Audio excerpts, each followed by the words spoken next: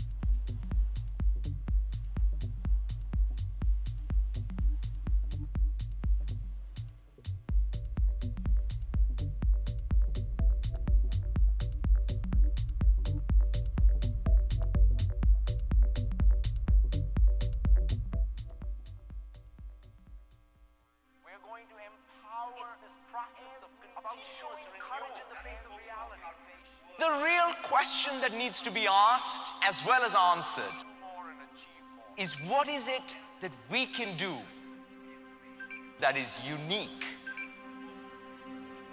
that is impactful? It began with the question and a desire to make a difference.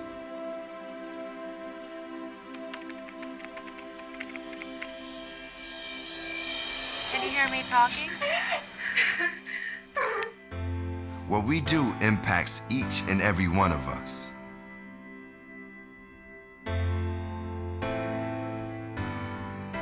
Technology has the power to unite us. That is something to be celebrated.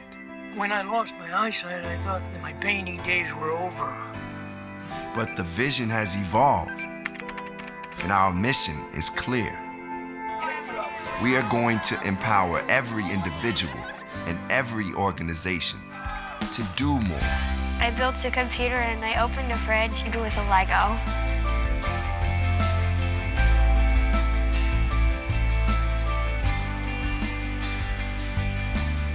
To achieve more. We can study black rhinos without disturbing their natural environment, so we can help keep them safe. Technology has changed Braylon's life by opening up the world for him. It is a process of continuous renewal.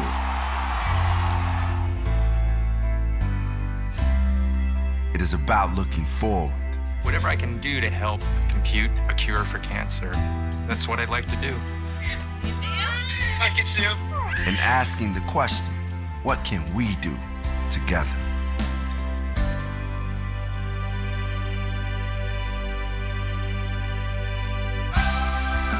There is no limit to how far we can go. If you dream big enough, and believe in your dreams, you can make it happen.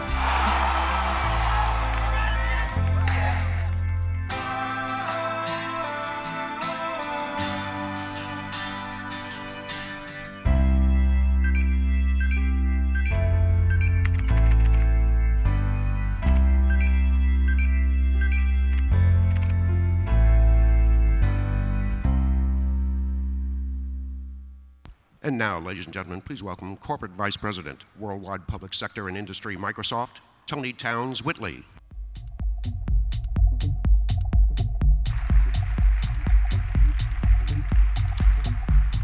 Good morning.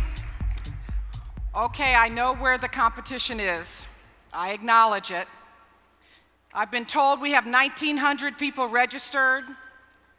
We have 260 cities, 30 countries, and half of them are outside enjoying the weather, I understand. It is fantastic to be here today, and if there's one takeaway from the video you saw, from the conversation I'll have for the next 22 minutes, from what we collectively do together, walking away talking about smart cities, it is the word empowerment. It is a word that has transformed the Microsoft culture that I've had the honor to be a part of for the last 27 months. And it is the word that is driving all that we see across industries, across cities, across nations, across the planet, is this conversation around empowerment. So again, when you walk out and they say, what was Microsoft talking about? Other than the amazingly attractive woman spokesperson that they had on the stage, please reference that. But beyond that, I want you to use the word empowerment, because that is what's driving this conversation. That's also what is not only part of our mission statement, but what I'm going to ask collectively in a call to action, what we need to be thinking about as we start to advance the smart city conversation that, to be fair, we've been having for over a decade. So let's start with this conversation about why now, why Microsoft in this discussion. Empowerment is by design, and you're going to hear the design conversation. That means it's intentional, it is part of our upfront thinking, and it is also part of our future state. So what does that mean for Microsoft, if the slides will advance? Look, we know, you heard the stats this morning. We know the future. We know what's happening with 70% of the population that will reside in urban areas. But even now, if you looked at the mission statement for Microsoft, and my remit as a worldwide leader for public sector and industry is to empower 7.4 billion people on the planet. It's also to take care of all of the shareholders and stakeholders of Microsoft. So in addition to the impact that we see coming, there's also a market impact that we're aware of. The technology underpinning smart cities has been measured at $1.3 to $1.6 trillion.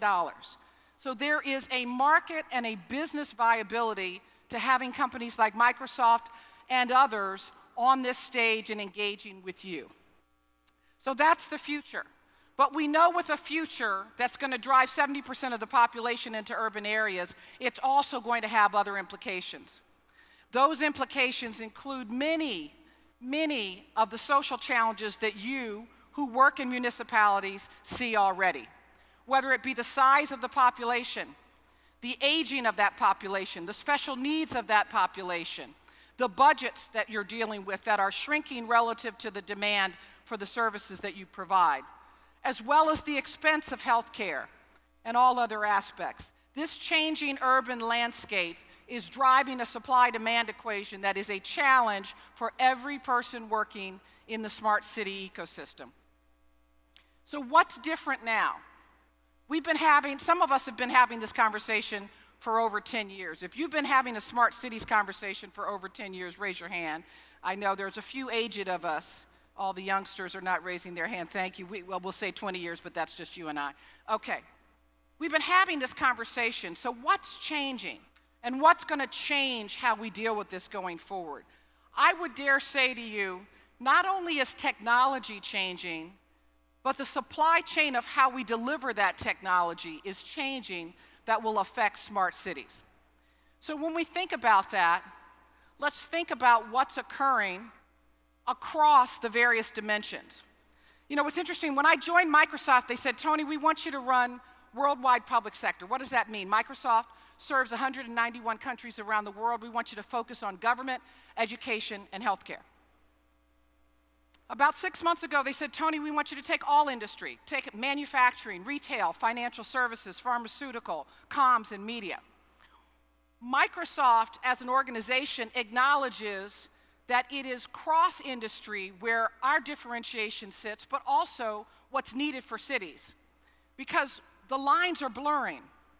Industry, a cross-industry view of what needs to happen across a supply chain for a city is our new dialogue. So when we look from educated citizens to accessible healthcare, to the sustainability conversation, to improve safety and engage citizens, these are the conversations I have when I circumnavigate the globe and talk to city leaders and country leaders around the world.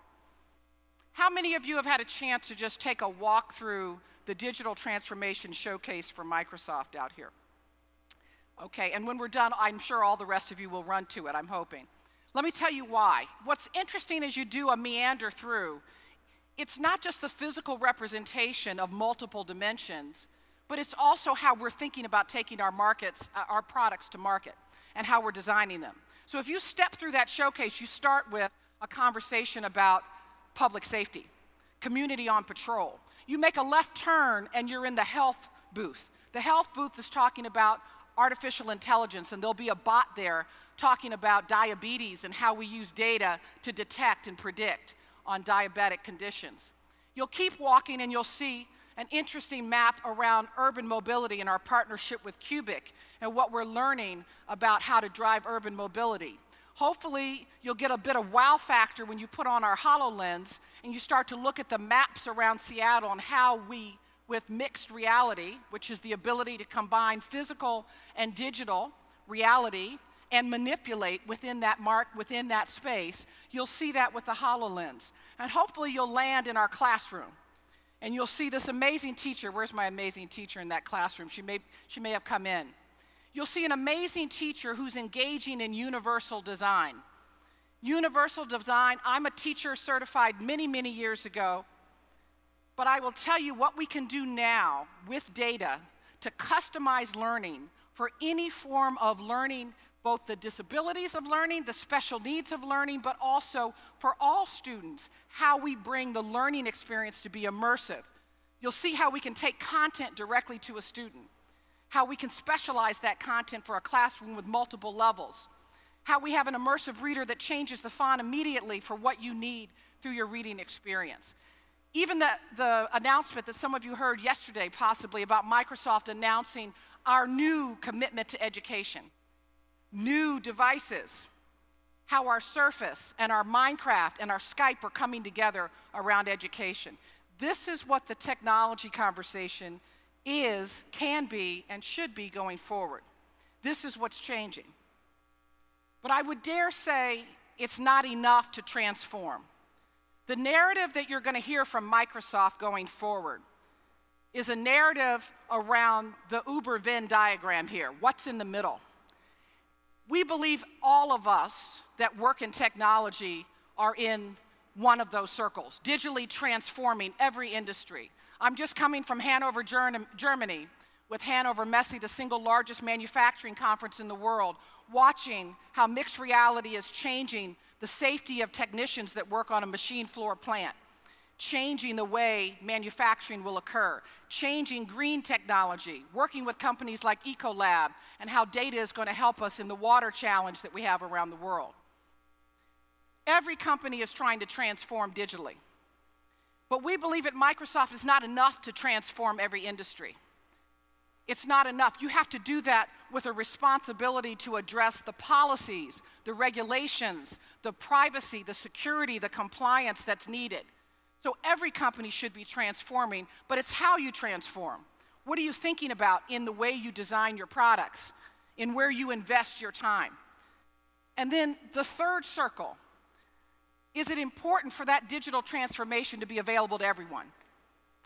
Are we aware that if we're not purposeful, that the transformation we're leading could exacerbate the divide rather than increase a digital dividend? This is what we're calling digital leadership. And this is what we're holding as our North Star. And I would ask everybody that's in the Smart Cities movement to take on the center of that Uber Venn diagram. That this is not about just cool technology and connected cities. This is about doing the hard stuff of regulatory work, policy work, changing laws, and ensuring inclusiveness across the board. So, when we talk about transformation, I'm just going to break down each of those circles quickly for you. When we talk about digital transformation, we basically approach it from 4 dimensions at Microsoft. We talk about what is it to engage citizens directly? How does that change with technology? We talk about it in terms of how do you empower city employees? Let's not leave out the city employees as we talk about transformation. How do we drive productivity in what they do and how they do their job? How do they feel proud of their ability to impact the city that they serve? And then we recognize that cities, many of them, are straddled with old investments, infrastructure that's expensive to maintain. How do we optimize the infrastructure and the operations of a city? And then finally, and probably the most exciting for us, how do we transform into new models? One of the things we were talking about this morning with one of the analysts on smart cities is how do cities create new income? How are there new models that are not tax-based to generate? We have models that we've looked at in Europe, in Germany, where they're using traffic light data. They're using that traffic light data. It's becoming monetized through the connected car industry. And it becomes an income stream back to the city of Berlin. It's an interesting model. How do we create new models and ways to monetize so that it's not just about talking about smart cities, but we can fund smart cities and reallocate resources where necessary. So this is how we look at transformation digitally. One example is the city of LA. And I believe the chief digital officer is here. Lillian, are you here from the city of LA? If you're here, I'm just going to highlight you.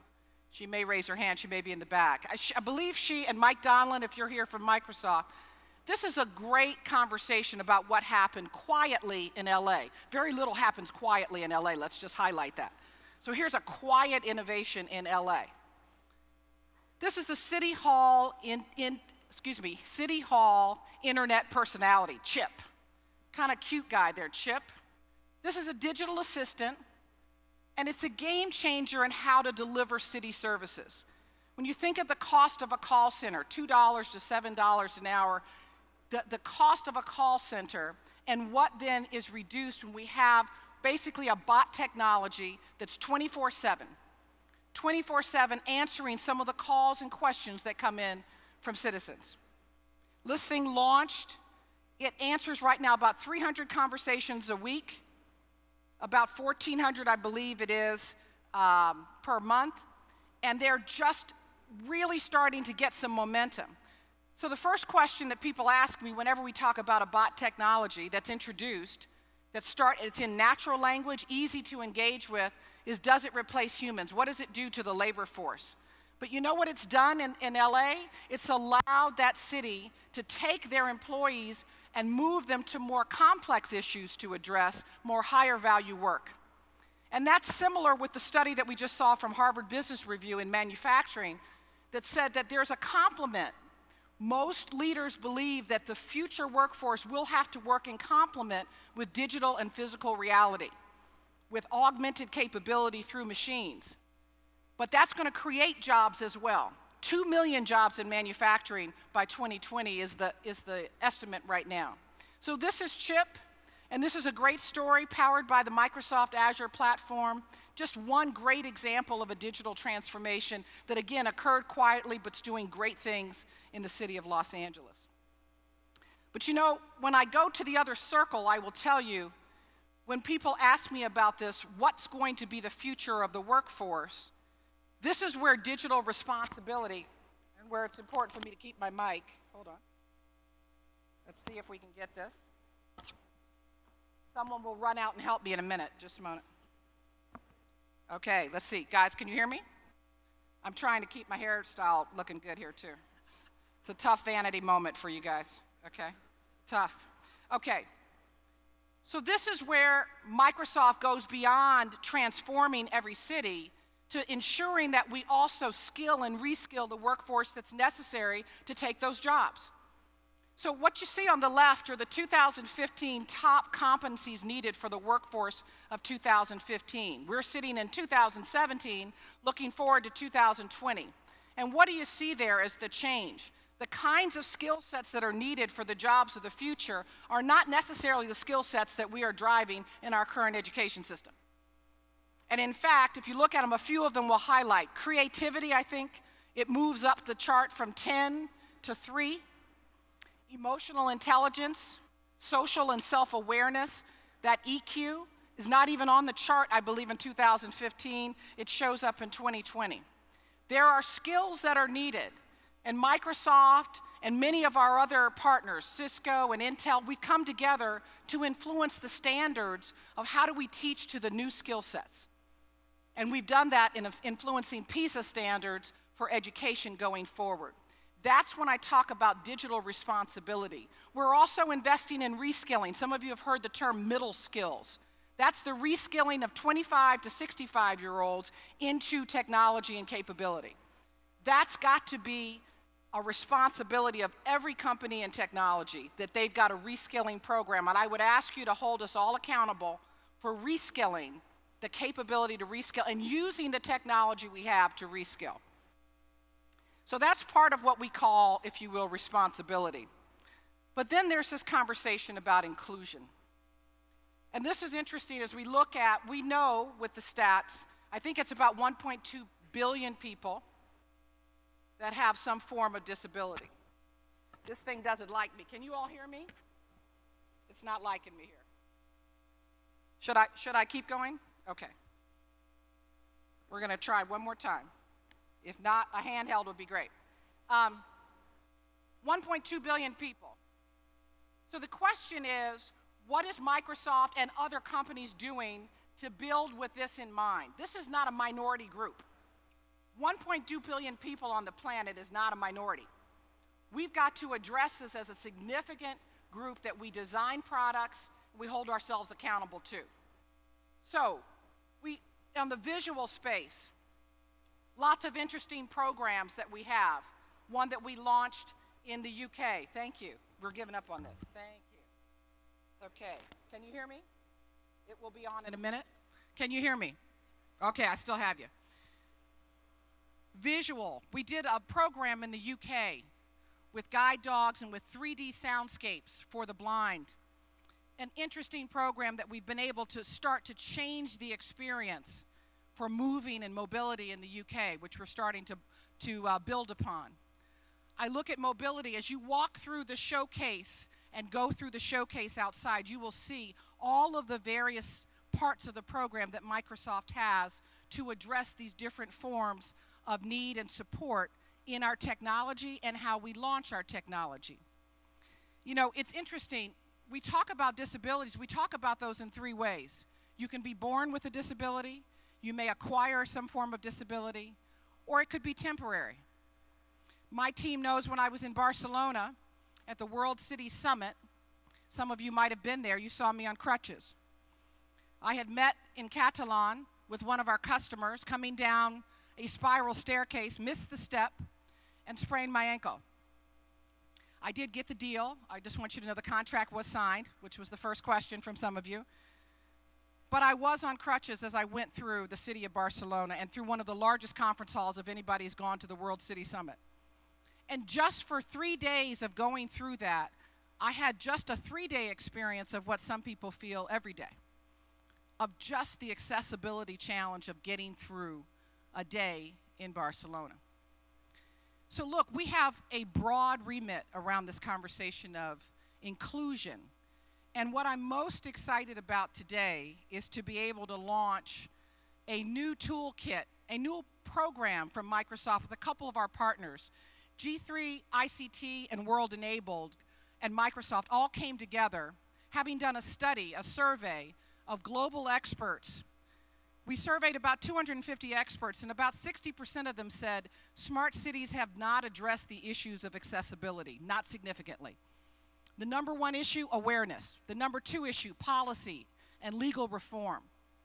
So we came together and said we need a toolkit, a starter kit for every city around the world on how to do a smart city for all. So what's in that toolkit? First, we talked about accessibility standards. We outlined 3 key standards for ICT accessibility, criteria that every city can use to ensure that they've got the right standards in their ICT departments. We then talked about procurement policy. How do we ensure that all procurement policy requires that ICT purchases be accessible to those with disabilities? We then talked about this communication guide. How do we do a business case for city leaders, government leaders, industry leaders who want to make the case around accessibility? How do we give them communication, talking points, business case to change reallocations of budget? And then fourth, and it's in alpha, so I will let you know we're still in the beginning stages, but we have a full database of the solutions across cities that are being used to address accessibility. I believe we have as many as 350 solutions in this database, and it's growing. And we want to make this available to all of you so that you can replicate and implement these solutions across your cities. This is our start to have the conversation of a toolkit that we all use to standardize the way we have this conversation. Again, I go back to, we've got an opportunity, and I'm going to go back to that Venn diagram. Of course, hold Microsoft and companies like us responsible for cutting-edge technology. Hold us responsible for research that drives towards products that are accessible to all. But also hold us responsible for, beyond the transformation, the responsibility of companies like ours to change regulation and policy and influence and agitate for people with disabilities. Also hold us accountable for how inclusive our technologies are. We believe digital leadership has all 3: transformation, responsibility, and inclusion. And it can't be a smart city if it doesn't empower each and every one of its citizens. That's our position of what a smart city is. Thank you for your time. Enjoy the rest of your day.